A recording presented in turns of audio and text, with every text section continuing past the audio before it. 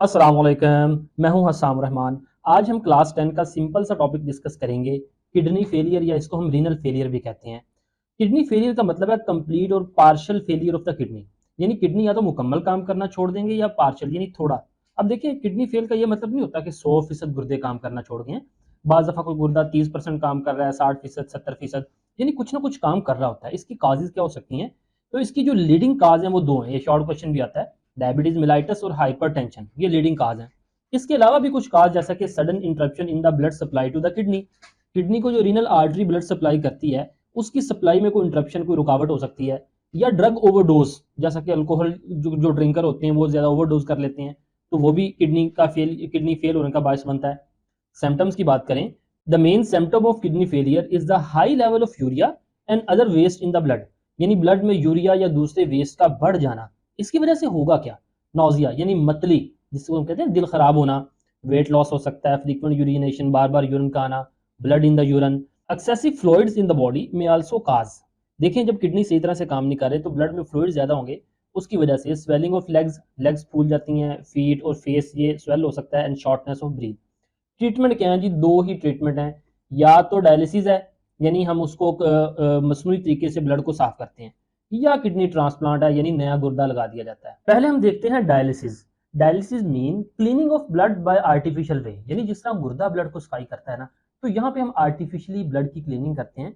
दो तरह के मेथड होते हैं डायलिसिस के, एक है पेरिटोनियल डायलिसिस, एक है हीमोडायलिसिस।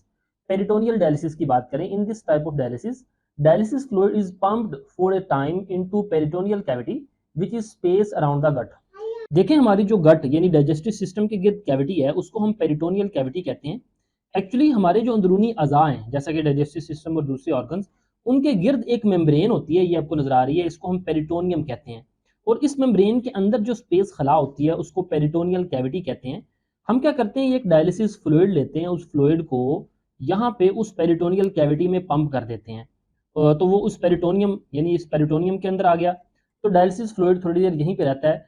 तो ये जो पेरिटोनियम मेम्ब्रेन है ना, इसके अंदर से जब ब्लड गुजरता है ना, तो ब्लड में से वेस्ट मटेरियल उस डायलिसिस फ्लूइड में आ जाते हैं। यानी इतना सा हिस्सा हम बड़ा करके देखें ना, तो यहाँ पे देखें ये ब्लड वेसल है अंदर, जिससे जब ब्लड गुजरेगा तो बाहर जो डायलिसिस फ्लूइड है ना, वो उसकी कंसंट्रेशन ऐसी होती है कि ब्लड के अंदर वेस्ट मटेरियल हाई कंसंट्रेशन में होते हैं, तो वो डिफ्यूज होके उस डायलिसिस फ्लूइड में चले जाते हैं। तो जैसे जैसे यहाँ से ब्लड गुजरता रहता है तो वेस्ट मटेरियल उस डायलिसिस फ्लूइड के अंदर आते जाते हैं। तो वही कह रहा है, cavity is lined by the peritoneum, यानी कैविटी के बीच ये मेम्ब्रेन है जिसे पेरिटोनियम कहते हैं। पेरिटोनियम कंटेन ब्लड वेजल्स, यानी उस मेम्ब्रेन के अंदर ये ब्लड वेजल होती हैं। When we place dialysis fluid in the peritoneal cavity, जब हम इसमें डायलिसिस फ्लूइड डालते हैं, waste materials from the peritoneal blood vessels diffuse into the dialysis fluid. तो वेस्ट मटेरियल इस पेरिटोनियल ब्लड वेजल से डायलिसिस फ्लूइड में आ जाते हैं, which is then drained out, यानी कुछ देर बाद हम उस फ्लूइड को वापस यहाँ से बाहर निकाल लेते हैं और फ्रेश फ्लूइड डाल देते हैं। This type of dialysis can be perform at home but must be done every day. और इस तरह की डायलिसिस रोजाना करनी पड़ती है, और इवन के पेशेंट की कंडीशन के लिहाज से दिन में 2-3 दफा रिपीट भी करनी पड़ती है। दूसरी डायलिसिस की किस्म है haemodialysis. In haemodialysis patients blood is pumped through an apparatus called dialyser. यहाँ पे एक बहुत बड़ा सा अपरेटस होता है, उसको हम डायलाइजर कहते हैं। वो एक किस्म का आर्टिफिशियल किडनी ही के तौर पे काम करता है। आप डायग्राम देख सकते हैं। डायलाइजर कंटेन लॉन्ग ट्यूब्स, इनके अंदर ट्यूब्स होती हैं, the walls of which act as a semi permeable membrane. उन लॉन्ग ट्यूब्स की वॉल सेमी परमिएबल होती हैं।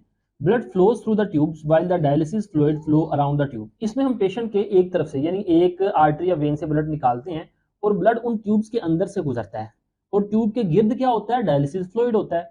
अब वो क्या कह रहा है? Extra water and waste move from the blood into the dialysis fluid, क्योंकि उस जो ट्यूब है उसकी मेम्ब्रेन सेमी परमिएबल मेम्ब्रेन होती है, तो एक्स्ट्रा वाटर और जो वेस्ट होता है वो उस मेम्ब्रेन से गुजरकर बाहर डायलिसिस फ्लूइड में चला जाता है। The clean blood is then return back to the body, यानी जिस्म की दूसरी आर्टरी से क्लीन ब्लड जो है वो वापस बॉडी में जाता है।